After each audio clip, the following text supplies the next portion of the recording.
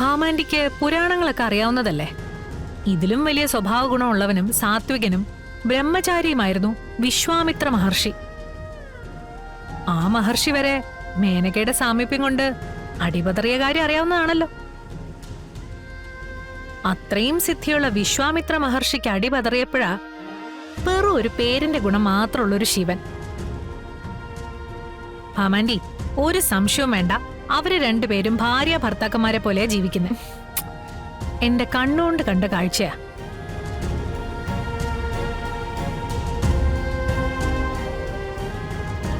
ചേച്ചിയെപ്പറ്റി ഞാൻ ഇല്ലാ കഥ പറയാണെന്ന് നിനക്ക് തോന്നുന്നുണ്ടോ? ഇല്ല, എനിക്ക് വിശ്വാസമാ. വിഷ്ണുവേട്ടന്റെ ചിതയുടെ ചൂടാറും മുമ്പേ എന്റെ ചേച്ചി കൂട്ടായിട്ട് മറ്റൊരുത്തനെ കണ്ടുപിടിച്ചില്ലേ? വല്ലാത്തൊരറപ്പും വെറുപ്പും എനിക്കിപ്പോ തോന്നുന്നേ. കൊള്ളാം, നിനക്ക് ബുദ്ധിയുണ്ട്, വിവേകവും. ഇനി തെളിവ് ദാ ഭാമാന്റി കാണ. സ്വന്തം മകനെ കൊന്നതാണെന്ന് ഉറപ്പിക്കാൻ ഇതിലും വലിയ കാര്യങ്ങളൊന്നും നടക്കണ്ടല്ലോ.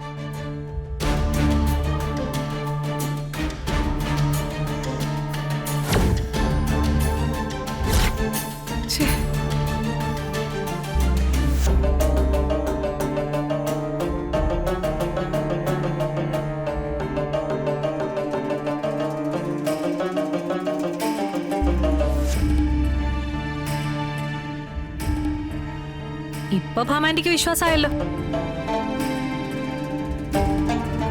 സുസ്മിതേ,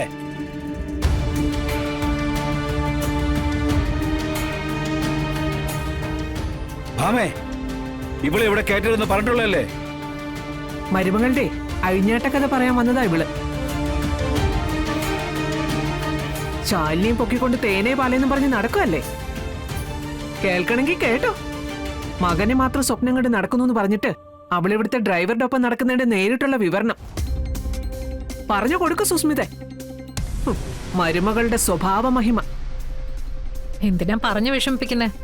ദാ മനസ്സ് നിറഞ്ഞ് കണ്ട് വിഷമിക്കട്ടെ.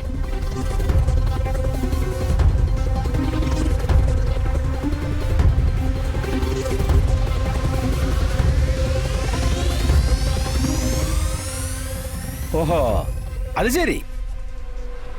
ഇതാന്നോടി നീ കണ്ടെത്തിയ മഹത്തായ കണ്ടുപിടുത്തം?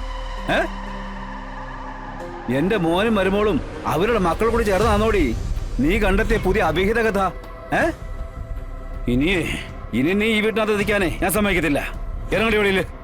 ഞാൻ പറയുന്നൊന്ന് കേൾക്ക്. അങ്കിള് എന്നെ തെറ്റിദ്ധരിച്ചിരിക്കുക. വിഷ്ണു ആണെന്നും പറഞ്ഞ് നീനൊന്നും പറയണ്ട. നിന്റെ കളത്തിലൊക്കെ എനിക്കറിയാം. ഇനി നിന്നെ എന്റെ കൺമുമ്പിൽ കണ്ടുപോരുത്. പൊക്കോ, ഇറങ്ങിപ്പോനെ പറഞ്ഞേ. അങ്കിൾ, ഞാൻ പറയുന്നത്